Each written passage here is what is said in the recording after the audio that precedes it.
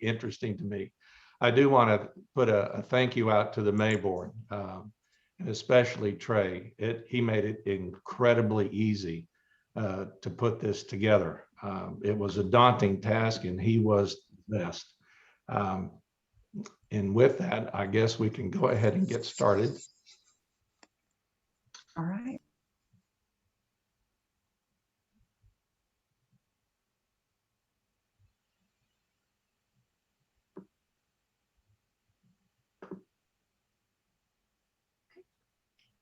All right.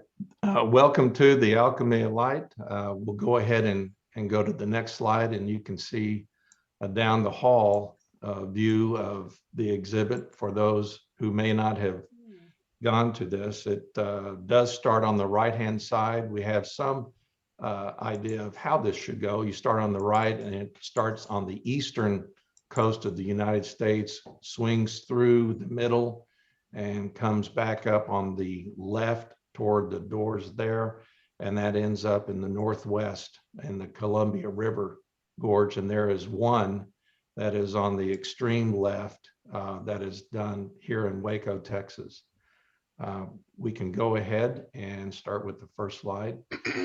This, and you may hear this a number of times, but this is my all-time favorite falls. I have been all over the US. This is called East Toteau Falls, and it's in North Carolina, specifically Western North Carolina. It is now, unfortunately, a private falls. There are so many waterfalls in North Carolina that they can be on private land. And if the owners of that land decide they don't want anybody to view it anymore, they can stop that. And that is unfortunate because this is one of the most powerful cascades, in my opinion. This is a picture of the upper falls, and it plunges into a plunge pool at the bottom. Any questions? Okay, we'll go to the next one.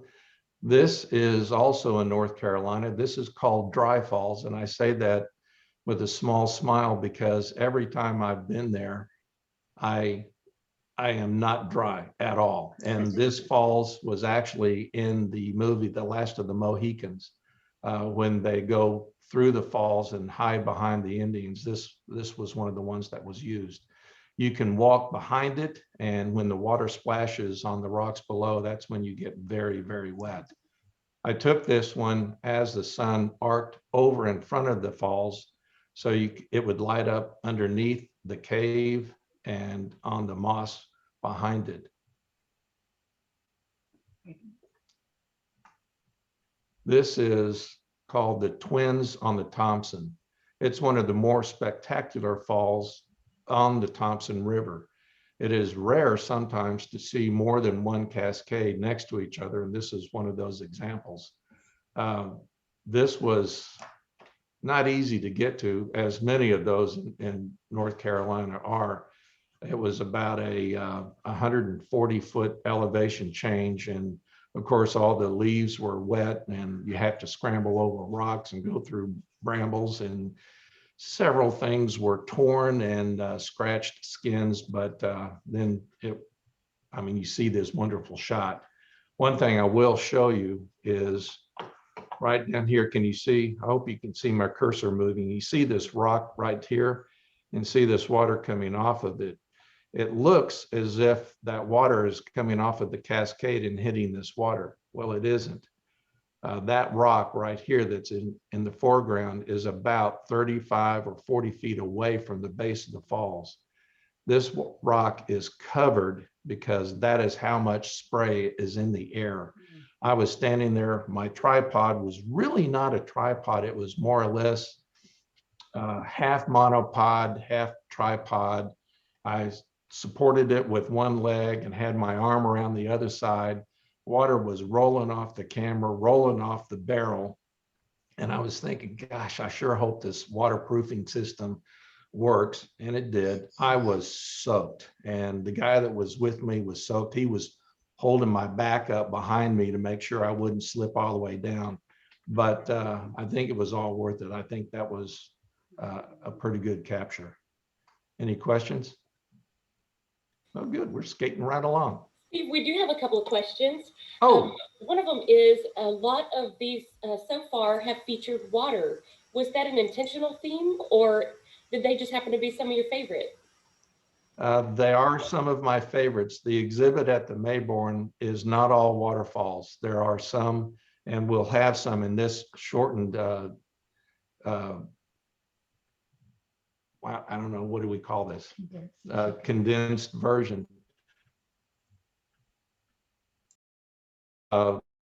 They're not all. These so far were the ones that you'll see in Yellowstone, and you'll see some that are in Slot Canyons in Page, Arizona, and they're all not all waterfalls. And then another question we have is there a, can you give us a tip on, is there a best time of day to capture the best light?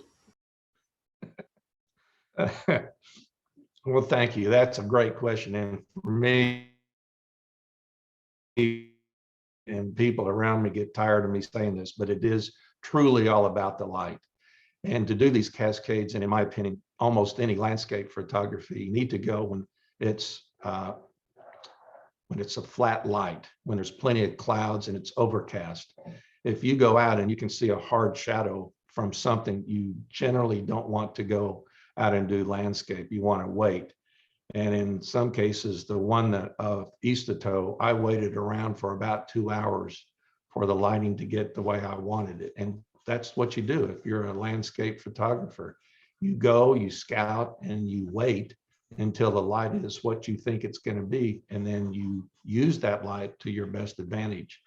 And if you'll notice, even in this one on the twins, you don't see any harsh shadows, except those that might be directly under the rocks, and those are okay. But flat lighting is very important in landscape photography. Oh, that's great. And then one more, I think, on this one. How do you keep your equipment from getting ruined? Is it special types of equipment? Do you have trash bags over it? What do you do to keep it safe?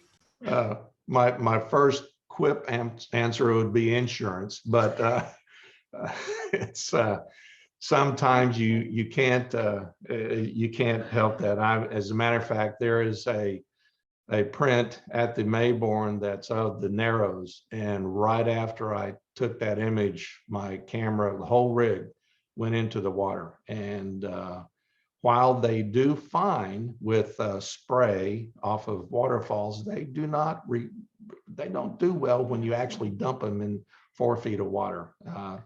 The lens didn't sound good when I adjusted it, and the camera really never came on. So that is one of those cases where the insurance helped. But a lot of these cameras now, to be serious, a lot of these cameras now are water sealed.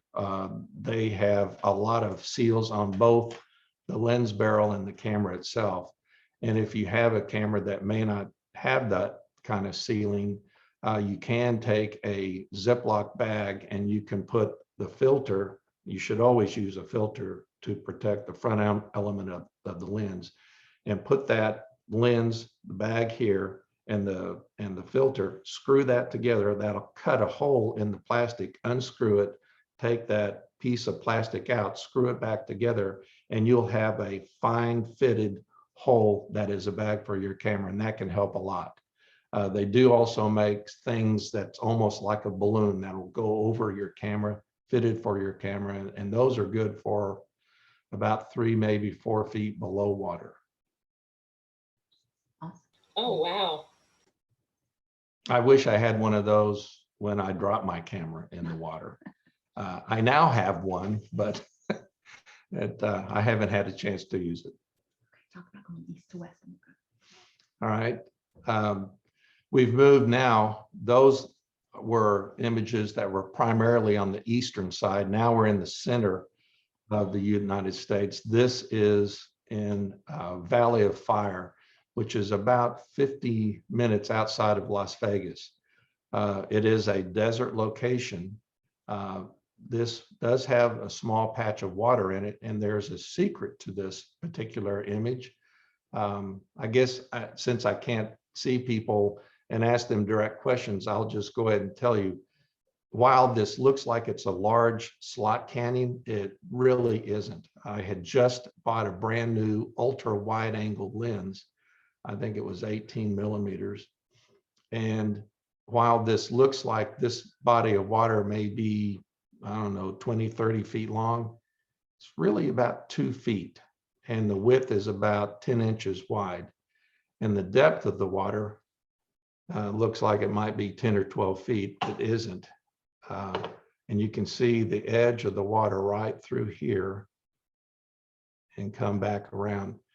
And I got some of the reflection from the sky right in here. I laid on my stomach and got this.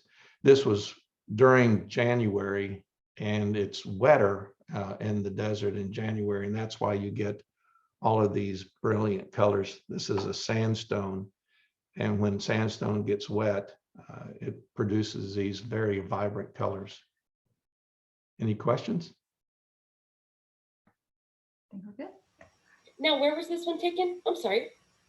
That's in the Valley of Fire, which is about 50 miles outside of Las Vegas. I was out there on a business trip to CES, and I thought, well, I'll just take my camera out and see what's in the Valley of Fire. If you have the opportunity to go, you really should go. It is an amazing park, and you're going out, you're driving to it, and everything looks like a desert, and then all of a sudden it's this red bunch of rocks that just erupt out of the sand. It's really truly amazing. Oh, wow. And we do have one more question. For times you are not intentionally going to take photos, do you always carry some type of camera with you? Or do you have any tips of taking pictures with a phone or anything like that? I do try to take my camera wherever I go, and that's kind of a problem. The problem is trying to take just one body and one lens. If one lens is good, 4 or 5 is even better. However, I will say a lot of these modern day phones, iPhones and the Android phones, use what we call computational photography. And there are really some stellar images that can be had from these camera phones. And I think Apple just noticed or notified that now you can get files made with iPhones in RAW format, which is a huge boon to those people that take pictures with their iPhones. I forgot to say, that's Nevada.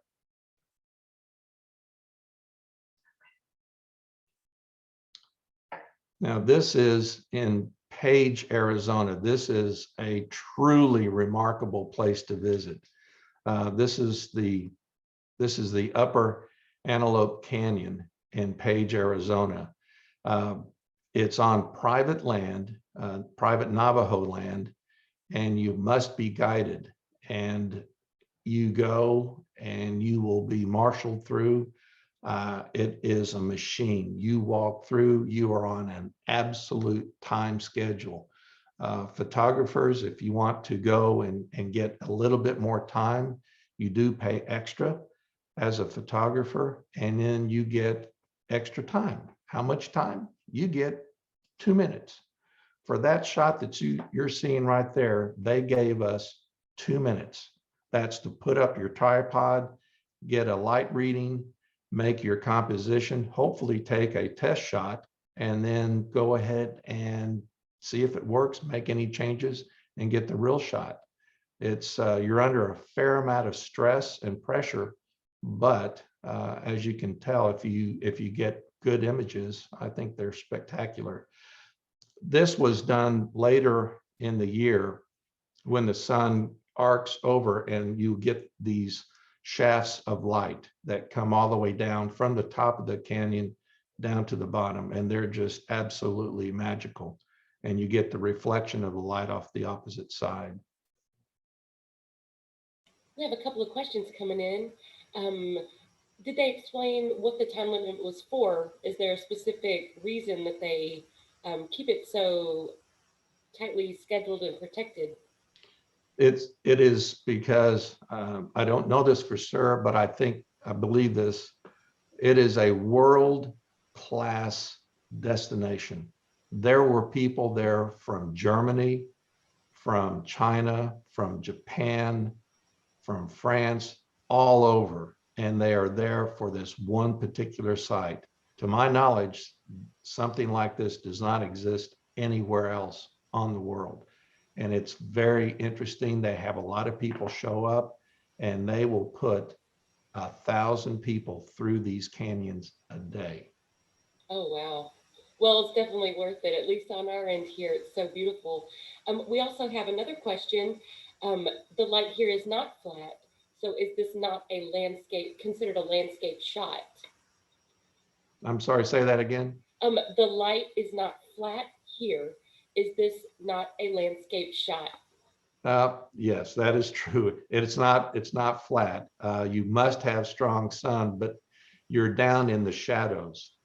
In the canyon, there's very little light that comes through. So because it is so reflective, it makes it more flat, except for these sunbeams that do come down. I think there might be another one in here that's blue antelope that does not have the light shaft.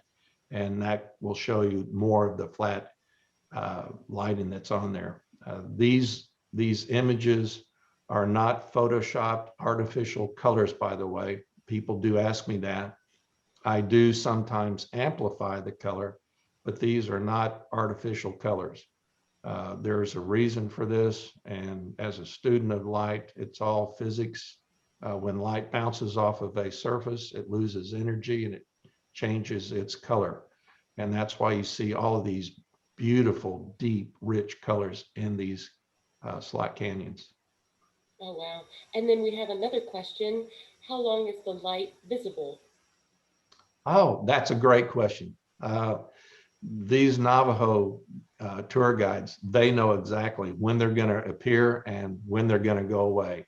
This particular shot, if I remember right, that shaft of light lasted less than 10 minutes.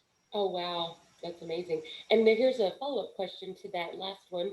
Um, if you saw a photo like this, could you tell what time the photographer was there by where the light is?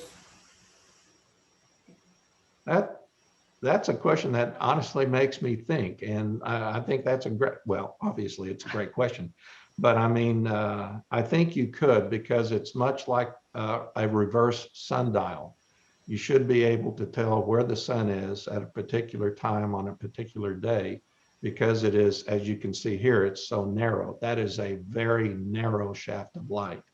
And I must also say at the top, at the surface, uh, these crevices are maybe only this large. I don't have a picture in this abbreviated setup, but at the museum, you'll see a picture of someone coming out, and they're coming out on the surface, and that's only about that wide. Now, when below, it gets wider, and that's why you see it a little bit wider, but sometimes you got to go sideways.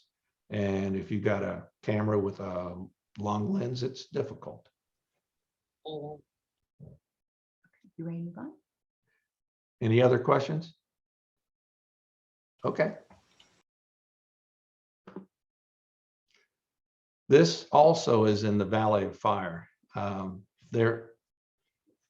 It's in Nevada, and I'm looking at it and telling you, getting my mind ready to tell you about this. This is one of the few composite shots that I do. This was taken at night. I could not honestly see the Milky Way. I did add that in separately. That's to my best understanding where it would be, but it is so close to Las Vegas and all of that light pollution that you have, you really can't see much of the night sky. I set up my camera, held my shutter open for a length of time, used a flashlight, and then painted on the rock. And that's why you get those very, very harsh shadows, but also why it illuminates that green sprig of tree that comes out of that. Yeah, that is one of the few composites that I have done. But that, if Vegas wasn't there or they popped a fuse, you would see that. Any questions? Steve, you mentioned the term light painting. Can you explain that to us? Sure. Sorry. Light painting is where you take an artificial light source. I use a flashlight. Most people do use a flashlight, and you hold your shutter open for maybe 3 to 5 seconds. And then you move that flashlight and illuminate whatever the subject is. And that's what I did on the rock. It was just a simple flashlight, and I just went back and forth and went this way and went this way and processed it, and that's what you see. A lot of people will use light painting at night to accentuate something because there's not much light there. And if you, it's like film, it's additive. So the more light that you put over it, it adds up. So it doesn't take a big light to go ahead and get this kind of effect. Oh, wow, that's amazing. We do have a few more questions. This one says, have you ever had situations of the one that got away, photos you almost got but didn't quite? Oh, that hurts. Yes, it remember when I said I dropped my camera in the river? That was I trekked, that was 3.5, almost 4 miles one way through the Virgin River. It was in January. We were wearing insulated wetsuits. It was snow, melt, runoff water. It was cold. I was miserable. And I was just rounding the corner to get, I had rounded the corner. I talked to my friend. I said, this is it. This is the shot. This is exactly what I wanted. The canyon walls were up. There were some very hardy trees hanging off of them up there. And you saw some nice blue clouds and white clouds against the blue sky. And I thought a polarizer would be great. I'd do this. And I was going through my mind, getting all of this, set it up on the sandbar because, you know, we're in a river. And I was setting up, getting ready, and then my foot slipped. Camera went in the water, whole rig went in the water, and I'm sitting there looking at it in the water and then looking at what I wanted to shoot. So the answer is yes. Oh, man. Here's another question. This is from Rachel. I live in San Antonio, and you can tell what time of year and day certain photos are taken indoors under the unaltered windows that light up certain altars in the Spanish Franciscan colonial missions. So I think that was referring back to how we were talking about the shaft of light in that other photo, how you can, in certain areas, kind of see what time of day the photos were taken. So I guess that was more of a comment than a question. But thank you for your one that got away story and this light painting as well on this one. Yeah, that one about the Narrows is still painful to this day. This is also in the Antelope Slot Canyon, just outside of Page, Arizona. This is one that was taken, I believe, if I remember right, in March. And this is one there where the sun is at a position where there's no direct light that comes in. This is all bounced or reflected light. And you can tell this is a pretty good example of telling where the light gets bounced and it loses its energy. Up at the top where the energy is highest, you'll see the yellow light, and then it bounces and it loses and it goes toward the shorter end, which is the blues and the purples. And then when you get a hard reflection, you'll get some of the other reds at the bottom. But again, these are not artificial Photoshop colors. This is what you would see, and I did amplify them just a bit for effect. Any questions? Beautiful. We do have one, and it's for the photo, just the previous photo. How far away from the rocks were you when you used the flashlight prior to taking the photo? That's a great question. you used to be able to climb these rocks and go up to Arch Rock, which is the one with the hole in it. But the Park Service won't let you do that. So I was set up about 30 feet away from the rock. And I use one of those LED flashlights that are pretty intense, but they're small. It's really only about this big around. And then you can change it so it's wider or more narrow. I always use the narrow one because I want to paint more precisely. But you can be close or you can be far away. I did do that. It's at the Mayborn. It's the one on about the comet. I did use light painting to illuminate the trees, and that was across the river, which is, looking at it now, it's, oh, wow. Several hundred yards. Yeah, several hundred yards. Oh, wow. So that's a broad range you can do there. That's amazing.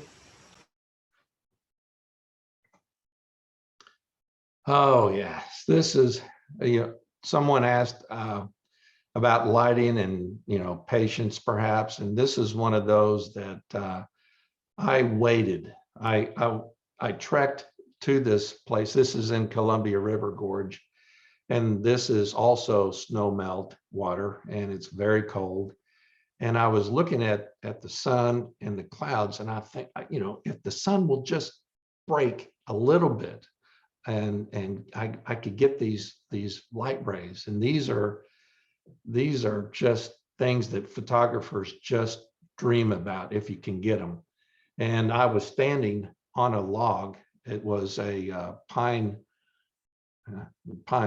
didn't have the bark on it anymore. And if anybody's standing on pine without the bark on it, it's pretty slippery.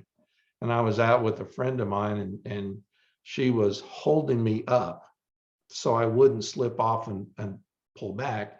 And we were out there for about 45 minutes. And she's a world-class photographer. And she says, "Are you going to take the shot?" And I said, "Well, just wait a minute." She didn't, she's still holding me. And she says, "Come on now, are you going to take the shot?" And I said, just a minute, it's gonna break. She says, "Would you take the shot?" And this conversation went on back and forth for a while. And then and then finally she sees me start to get serious about framing and composing and so on. And when she heard the shutter fire, she said, "Finally?" And I said, "Well, look." And then she saw the light rays, and she says, "Oh, well, you did good. You waited long enough." So that's one of those examples where you show up, you assess what you're looking at, and then you look at the light and see, is it going to change? Is it going to be better? And patience pays off. And fortunately, I did slip off, because I would have been on the Pacific probably at some point. Well, we're glad you didn't slip off in the Pacific, because we are so happy to have you here today. To go along with what you were talking about of having to be patient and hold, the cameras and wait and get everything ready. One of the questions is in the chat is, how do you carry and balance all of your equipment and, hold it so still, not hurt yourself or get fatigued? That's a great question, and the short answer is I hire 5 or 6 Sherpas. No, I don't do that, but it makes it different. I use a backpack, and I first was not in favor of those, but they really are efficient. You can carry a couple of bodies, because you never know if you're going to lose a body in a body of water. So you always take 2 camera bodies. And then an assortment of lenses and filters, and then a tripod and a cable release and all of this. It adds weight. And before you go out, you got to think, all right, I'm going to carry about 40 pounds of gear. How far do I want to go? Is this a 1 mile hike? Is it up and down? Do I really need that extra long lens? Can I get by with the medium lens with a teleconverter? You got to think about all of these things.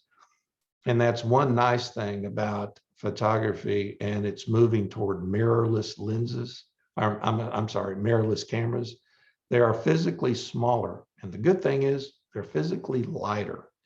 I shoot a D850, a Nikon, and they came out with a Z7, which is mirrorless, and it is exactly the same camera, sensor, electronics, and everything, except it is not a SLR. It is a mirrorless camera, and it is about half the weight.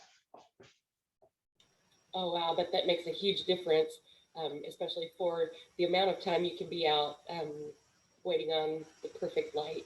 And then this next question, you may answer this for us a little later in the show, but I'll ask you now as well.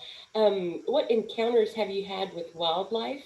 And do you often capture images of the wildlife you encounter? Um, there are two images in the Mayborn exhibit. One is of a bear, and the other one is, oh, I think there may be three. One of a bear. It's at the end. It was, we might, at the end of this, go back to the hall and you can see it at the end. It is at this point the largest print that I've ever made. Then there's also some wolves, and then there are the buffalo. And those were all shot in Yellowstone. And some of those were taken in a wildlife refuge. So it was fairly easy to do that. But it's still good to have a long lens, so you're not real close to anything. But as far as any dangerous things with wildlife, I have not had it.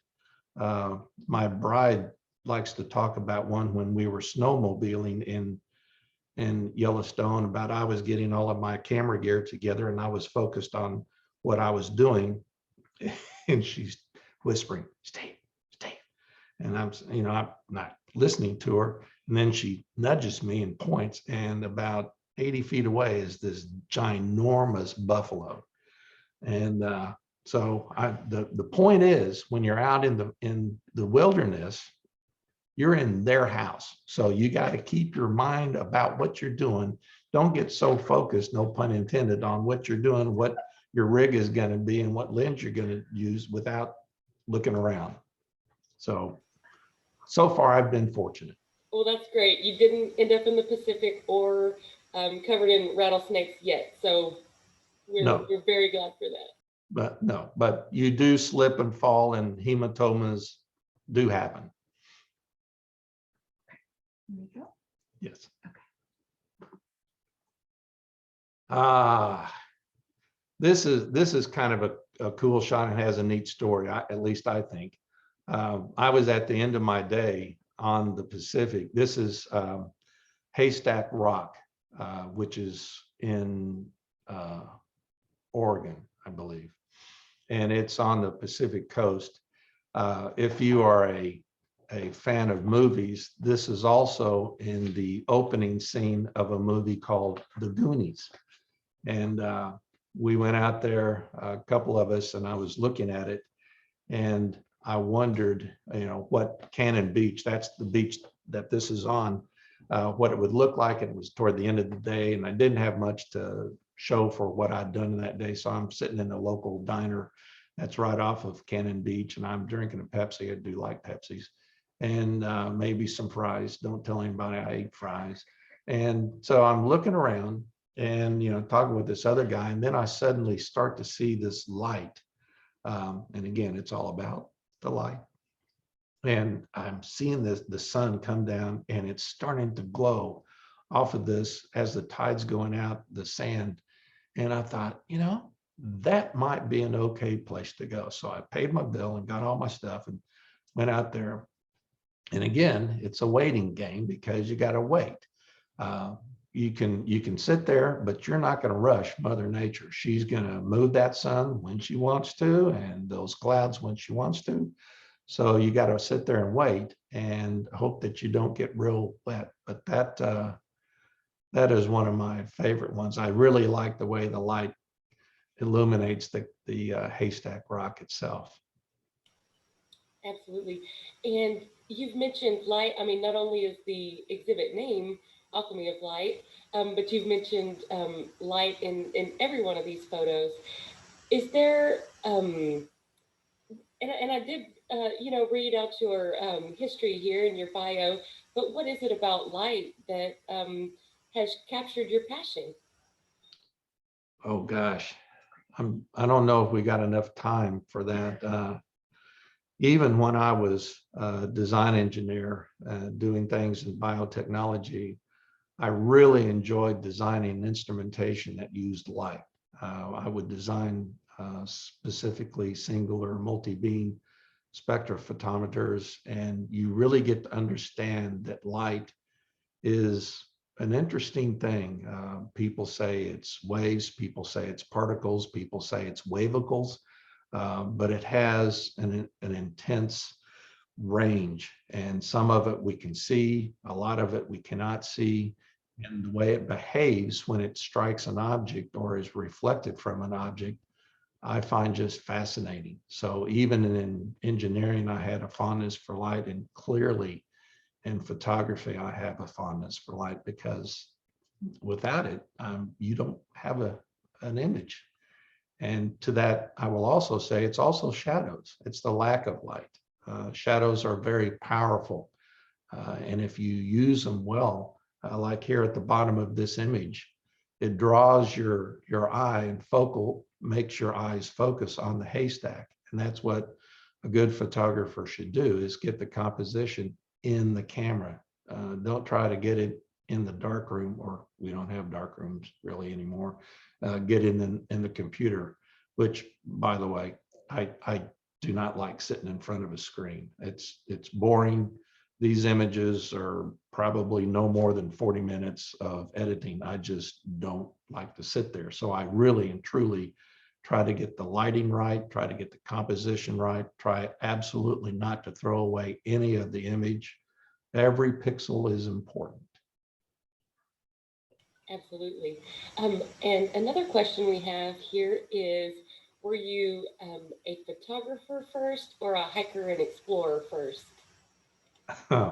uh, those people that know me well know that I am absolutely not a hiker. I'm a older, perhaps heavier set gentleman, and I do not like hiking unless there's going to be a good shot at the end of that hike. I guarantee you, this guy does not like hiking 4 miles through snow melt unless there's going to be a shot. I was first a photographer. Good deal. And then one more on this one. Do you have a particular conservation ethic as a mission to promote through your photography and encouraging the appreciation of our natural environment? I I think when I do snap an image and get it processed, I am trying to show others the beauty of a place that I've been. Many times it's unfortunate when I go to some of these remote places, I will carry out a lot of trash. And I put it in my backpack. I always leave a little bit of room, because some people that go before me just don't care for that. I hope people gain from these images an appreciation of nature and the landscape that we have, not only here, but around the globe. That's great. Uh, well, the moon set. No, this also, I guess actually all of these have stories attached to them. This is one I call Moonlight over Monterey. This is Monterey Bay. I was in California, specifically in Monterey, for a conference, and my wife and I went, and I couldn't sleep, being on Texas time. And I was looking at all of this light that was reflecting off the walls.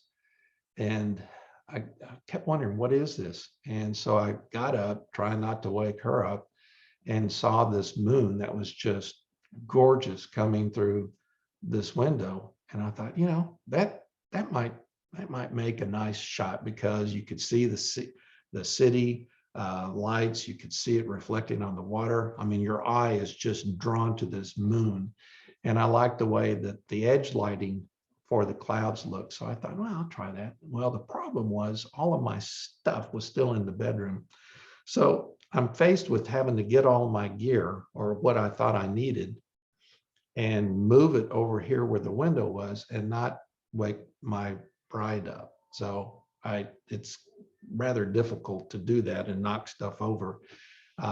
So I managed to get the shot. I will also tell you, this is a composite rather. When I looked at this, when I was processing it, the moon wasn't quite as big as I thought and thought it should be. And so I kind of put the image away. I've got this file folder on one of my servers there. That's the folder. And I just left it there until I ran across another shot that I had done of the moon that was much larger. And I thought, if I put that moon over the other one, make it a little bit bigger, it would have the mass and the importance and the presence that I thought it should have. So I did that. So the only thing that I did that was not taken at the same time was I just added this moon a little bigger. The reflection on the water, everything is as it was in the original image. Oh, wow, that is so beautiful. And we're really glad you didn't wake your wife up. So you have this photo here for us. One question here, and this goes kind of right along with what you're saying.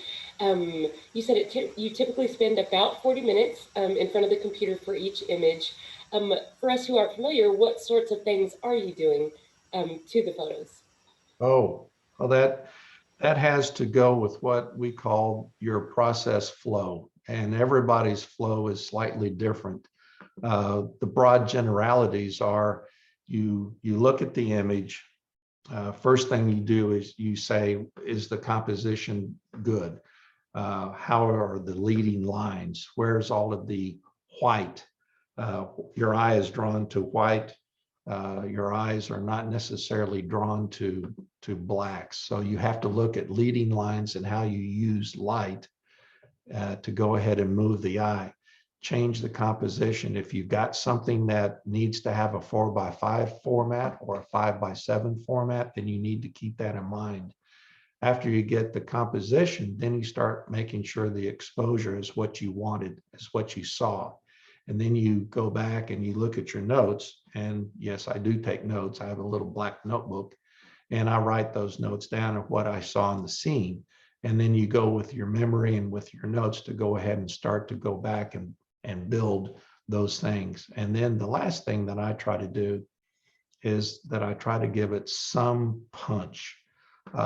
Sometimes Mother Nature will have a fern that's underneath and on the side of a stream underneath a tree, and it's not getting quite the light that you think it needs. So you can go ahead and do what we call dodging and burning.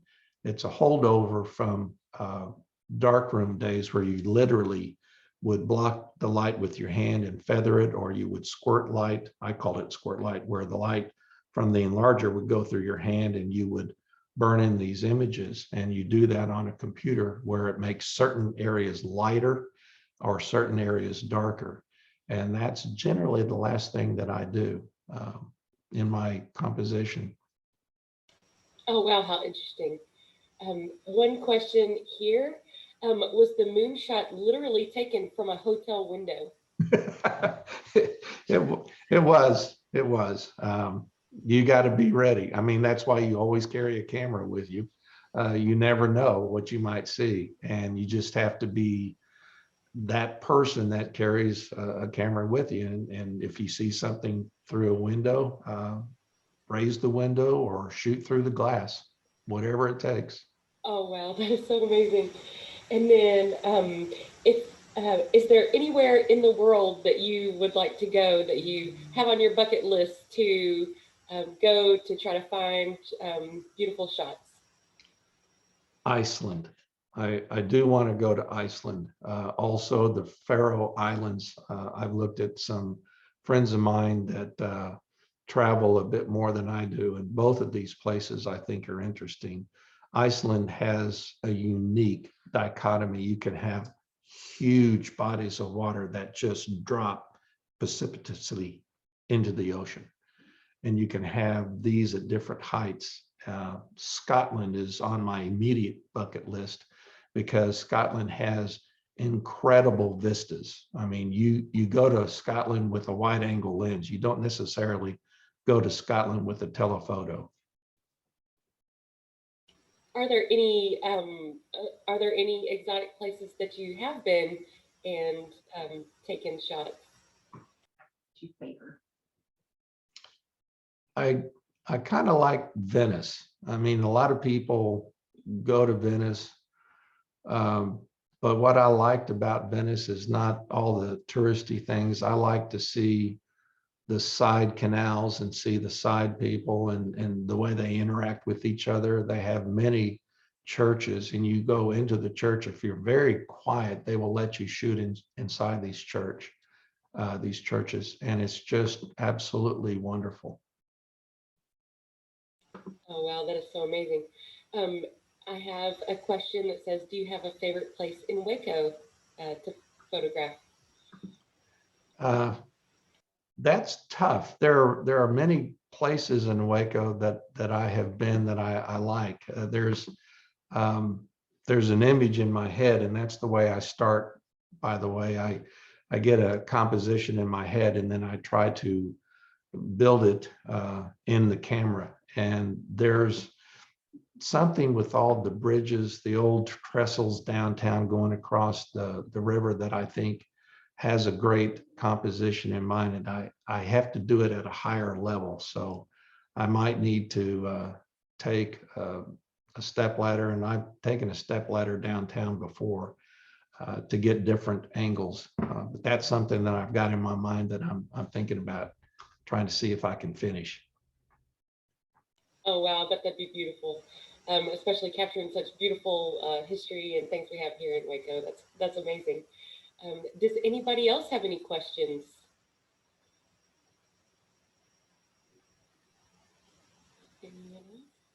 I do want to say that our Alchemy of Light exhibit has been extended through August. So hopefully that'll give everybody enough time to come down to the Mayborn Museum and come see that.